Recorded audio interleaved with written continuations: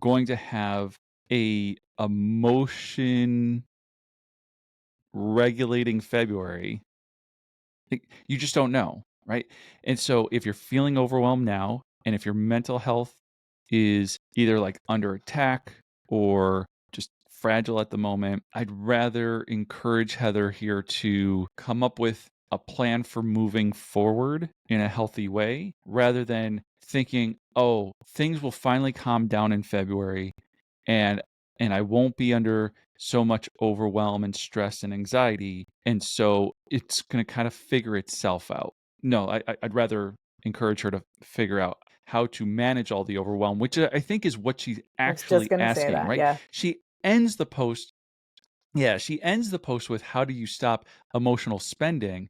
But really what I think she's asking is how do you manage the overwhelm? And when life is coming at you, and life can come at you and knock you down over and over and over again.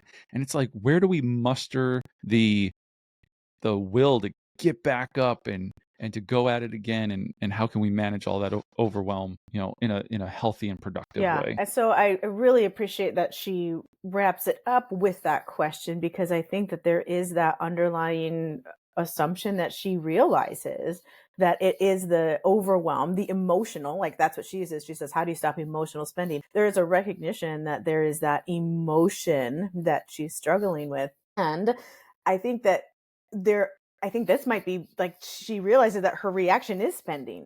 There's whether she recognizes it or not, there is the understanding that there's a connection between the way that we think and believe and the way that we behave, the way we react to something. And so she's using it as a more of a universally blanket statement. How do you stop emotional spending? But what she really wants to know is how do I recognize that connection between my emotion, whether it's overwhelm or sadness or joy, because even joy is an emotion that we tend to Hmm. spend with.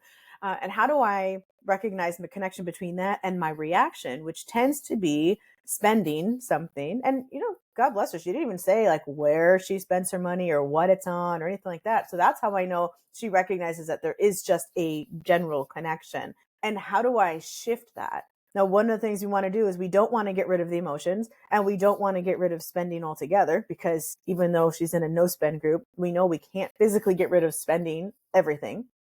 Um, but she wants to know how to do that in a healthier manner.